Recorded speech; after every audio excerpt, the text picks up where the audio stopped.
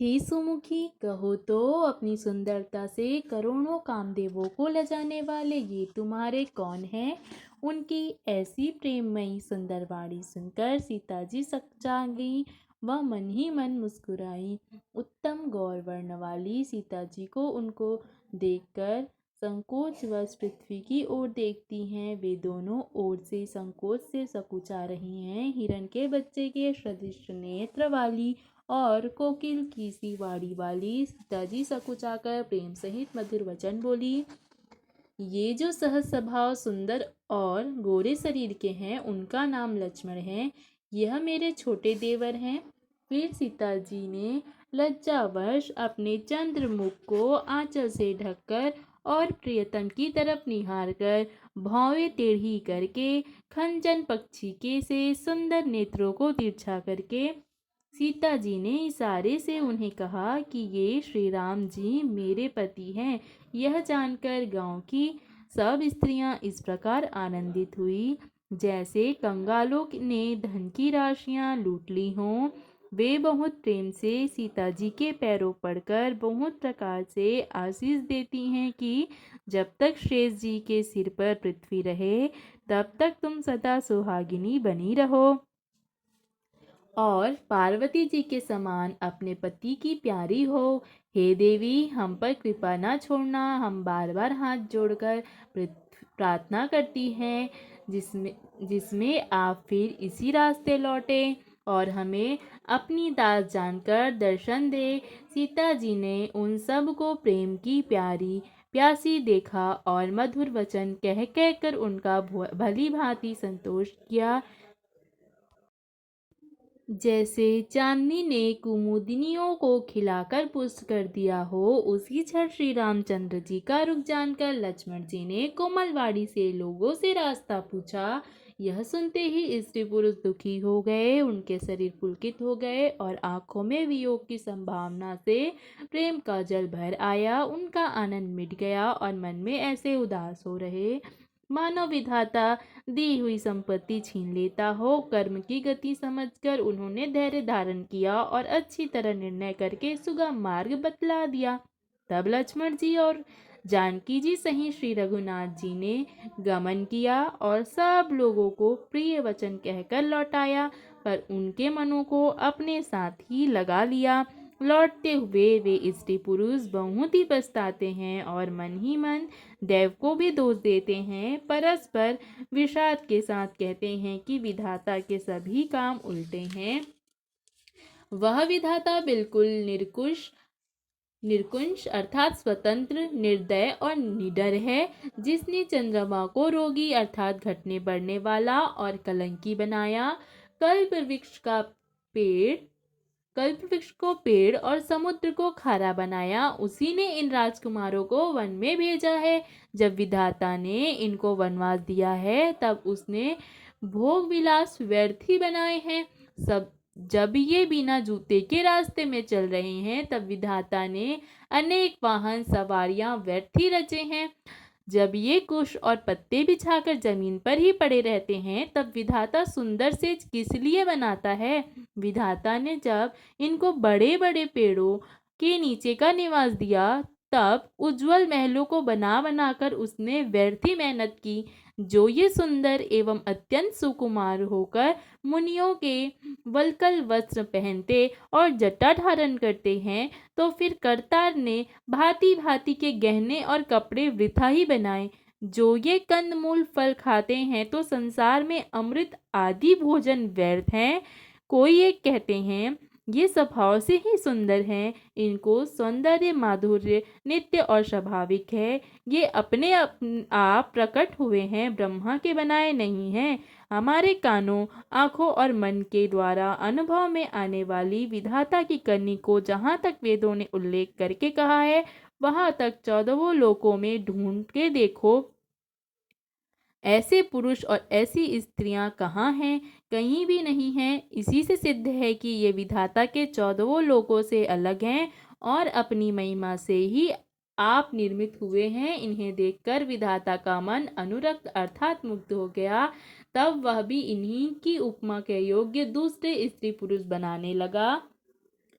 उसने बहुत परिश्रम किया परंतु कोई उसकी अटकल में ही नहीं आए, अर्थात पूरे नहीं उतरे। इसी ईर्ष्या के मारे उसने इनको जंगल में लाकर छिपा दिया है। कोई एक कहते हैं, हम बहुत नहीं जानते, हाँ अपने को परम धन्य अवश्य मानते हैं जो इनके दर्शन कर रहे हैं, और हमारी समझ में वे भी बड़े पुण्यवान हैं जिन्होंने इनको देखा है, जो देख रहे हैं और जो देखेंगे।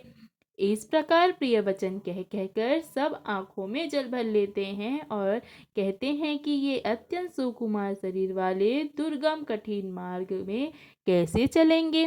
स्त्रियां स्नेहवश विकल हो जाती हैं, जैसे संध्या के समय चकवी भावी वियोग की पीड़ा से सो रही हो, अर्थात दुखी हो रही हो। इनके चरण कमलों को कोमल तथा कठोर जानकर वे व्यथित हृदय से उत्पन्न वाणी कहती हैं।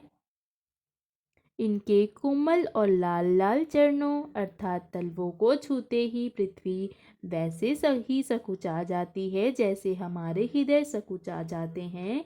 जगदीश्वर ने यदि इन्हें वनवास ही दिया तो सारे रास्ते को पुष्पमय क्यों ना बना दिया।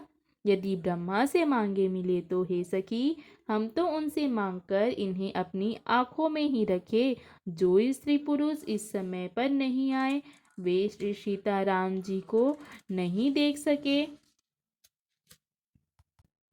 उनके सौंदर्य को सुनकर वे व्याकुल होकर पूछते हैं कि हे भाई, अब तक वे कहाँ तक पहुँचे होंगे। और जो समर्थ हैं वे दौड़ते हुए जाकर उनके दर्शन कर लेते हैं और जन्म का परम फल पाकर विशेष आनंदित होकर लौटते हैं। अबला स्त्रियां, बच्चे और बूढ़े दर्शन न पाने से हाथ मलते और पछताते हैं। इस प्रकार जहाँ जहाँ श्री रामचंद्र जी जाते हैं वहाँ वहाँ लोग प्रेम के वश में हो जाते हैं। सूर्यकुल रूपी कुमुदिनी के प्रफुल्लित करने वाले चंद्रमा स्वरूप श्री रामचंद्र जी के दर्शन पाकर गांव गांव में ऐसा ही आनंद हो रहा है। जो लोग वनवास दिए जाने का कुछ भी समाचार सुन पाते हैं वे राजा रानी दशरथ और कैकई को दोषी ठहराते हैं। कोई एक कहते हैं कि राजा बहुत ही अच्छे हैं जिन्होंने हमें अपने नैनों का लाभ दिया। स्त्री पुरुष सभी आपस में सीधी स्नेह भरी सुंदर बातें कर रहे हैं। कहते हैं वे माता पिता धन्य हैं जिन्होंने इन्हें जन्म दिया। वह नगर धन्य है जहाँ से ये आए हैं। वह देश पर्वत वन और गांव धन्य है और वही स्थान धन्य है जहाँ जहाँ ये जाते हैं। ब्रह्मा ने उसी को रचकर सुख पाया है जिसके ये सब प्रकार से प्रेमी हैं। पथिक रूप श्री राम लक्ष्मण की सुंदर कथा रास्ते सारे रास्ते और जंगल में छा गई है। रघुकुल रूपी कमल के खिलाने वाले सूर्य श्री रामचंद्र जी इस प्रकार मार्ग के लोगों को सुख देते हुए सीता जी और लक्ष्मण जी सहित वन को देखते हुए चले जा रहे हैं।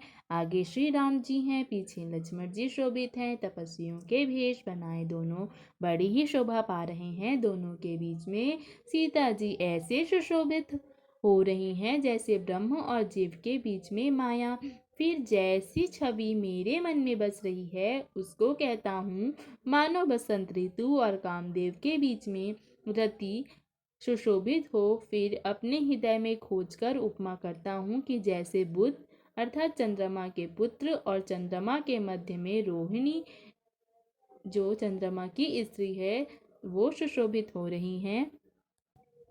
प्रभु श्री रामचंद्र जी के जमीन पर अंकित होने वाले दोनों चरण चिन्हों के बीच बीच पैर रखती हुई सीता जी कहीं भगवान के चरण चिन्हों पर न टिक जाए इस बात से डरती हुई रास्ते पर चल रही हैं। और लक्ष्मण जी, सीता जी और श्री रामचंद्र जी दोनों के चरण चिन्हों को बचाते हुए उन्हें दाहिने रखकर रास्ता चल रहे हैं। श्री राम जी, लक्ष्मण जी और सीता जी की सुंदर प्रीति वाणी का विषय नहीं है अर्थात अनिवर्चनीय है, अतः वह कैसे कही जा सकती है। पक्षी और पशु भी उस छवि को देखकर मग्न हो जाते हैं। पथिक रूप श्री राम चंद्र जी ने उनके चित्त चुरा लिए हैं। प्यारे पथिक, सीता जी सहित दोनों भाइयों को जिन जिन लोगों ने देखा उन्होंने भव का अगम मार्ग अर्थात जन्म मृत्यु रूपी संसार में भटकने का भयानक मार्ग बिना किसी परिश्रम आनंद के साथ तय कर लिया। आज भी जिनके हृदय में स्वप्न में भी कभी लक्ष्मण सीता राम तीनों बटोही आ बसे, वो तो वह भी श्री राम जी के परम धाम के उस मार्ग को पा जाएगा जिस मार्ग को कभी कोई बिरले ही मुनि पाते हैं। तब श्री रामचंद्र जी सीता जी को थकी महसूस कर और नजदीक ही एक बड़ का वृक्ष और ठंडा पानी देखकर उस दिन वहीं ठहर गए। कंद मूल फल खाकर रात भर वहां रहकर प्रातःकाल स्नान करके श्री रघुनाथ जी आगे चले। सुंदर वन तालाब और पर्वत देखते हुए श्री रामचंद्र जी वाल्मीकि जी के आश्रम में आए। श्री रामचंद्र जी ने देखा कि मुनि का निवास स्थान बहुत ही सुंदर है, जहाँ सुंदर पर्वत वन और पवित्र जल है। सरोवरों में कमल और वनों में वृक्ष फूल रहे हैं। वह मकरंद रस में मस्त भौरे सुंदर गुंजार कर रहे हैं। बहुत से पक्षी व पशु कोलाहल कर रहे हैं और वैर से रहित हो प्रसन्न मन से विचर रहे हैं। पवित्र और सुंदर आश्रम को देखकर कमल नयन श्री राम जी हर्षित हुए। रघुकुल श्रेष्ठ श्री राम जी का आगमन सुनकर मुनि वाल्मीकि जी उन्हें लेने के